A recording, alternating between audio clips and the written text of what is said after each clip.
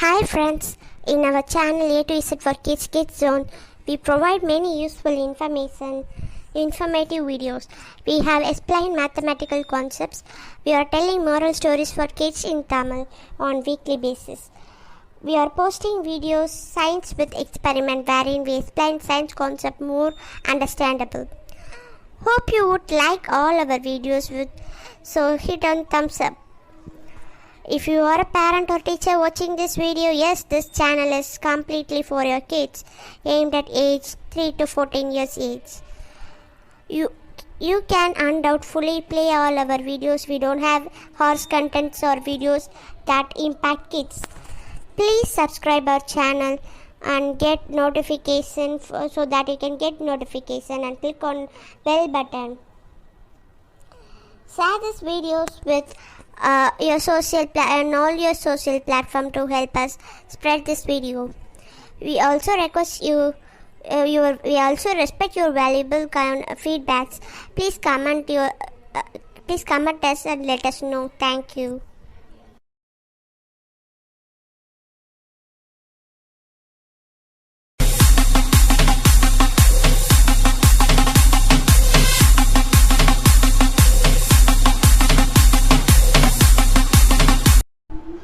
Euclid 365 BC to 300 BC.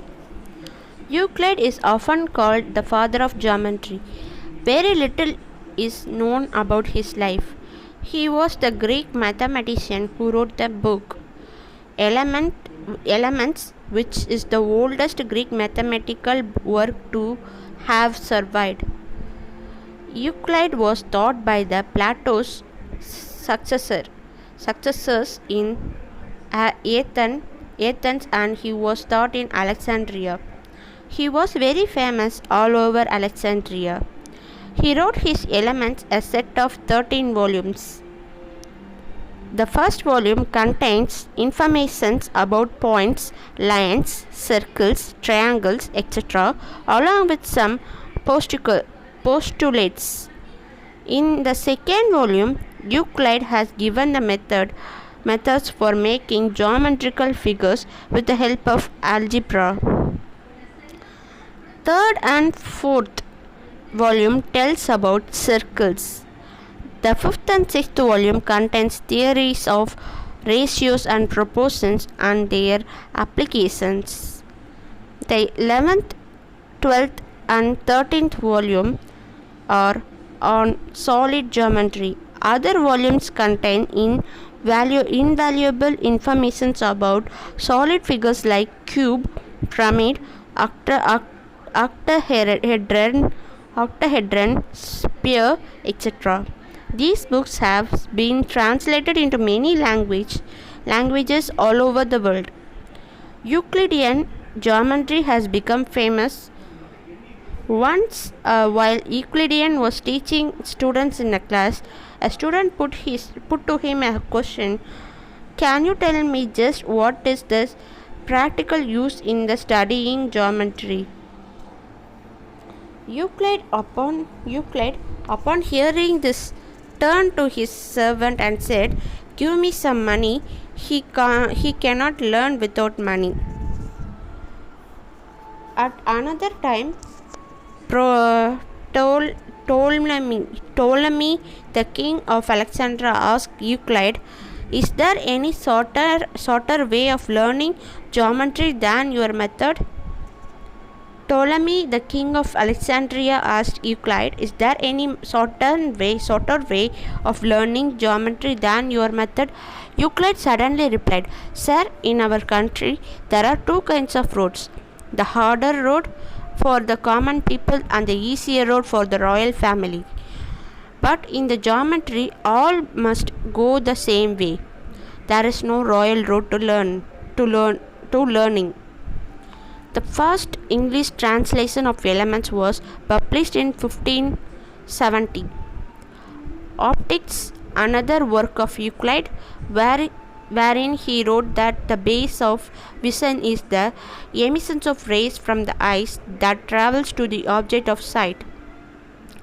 It is said that there is no book except Bible which has been published more in number than the Euclid's elements. Euclid, with his invaluable contributions, has made geometry a logical subject. On the basis of researches of Euclid, another Greek mathematician, Riemann, invented Euclidean geometry.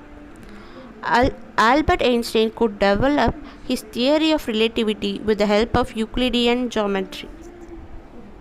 Galileo Galilei, 1564 to 1642.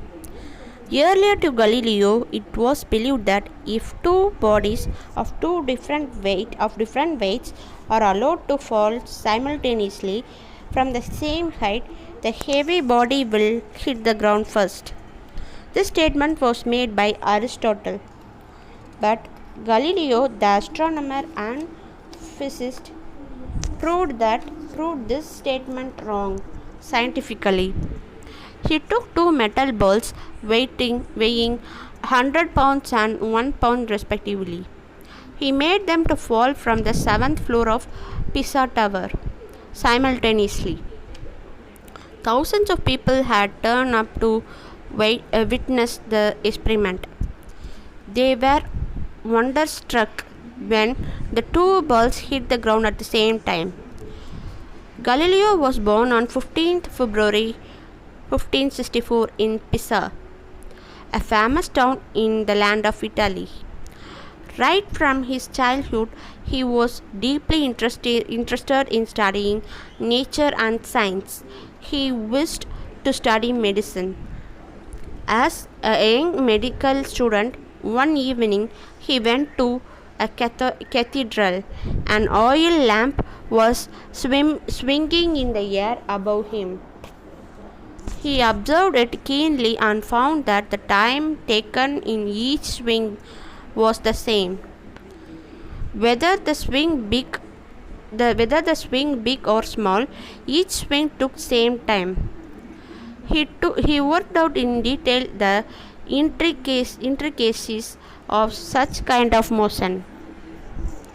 He knew that the beat of human pulse is fairly regular. Next day he counted the number of pulse beats of each swing.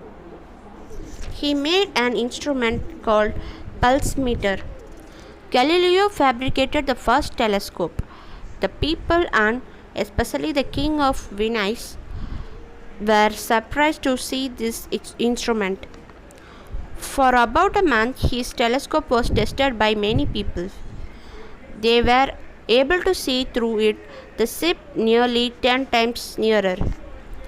Galileo used his instrument to explore the universe. He saw the satellite of Jupiter. Ultimately, he proved that our Milky Way is composed of millions of stars.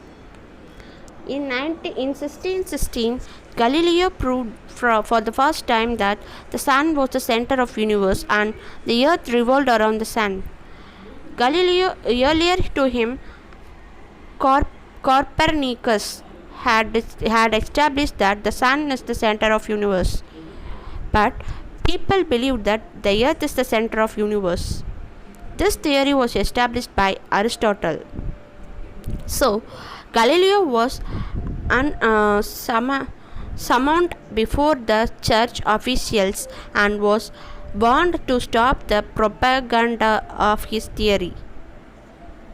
Galileo, however, in 1638 published his famous work Discourses and Mathematical Demonstration relating to two new sciences, wherein he disproved all the assumptions made in the prevailing Aristotelian physics. The church authorities imprisoned him. He became blind and passed away in January 1642 in the prison at Arcetri. While in the prison, he wrote another book called The Law of Motion, which was the summary of all the basic principles of mechanics. Alright.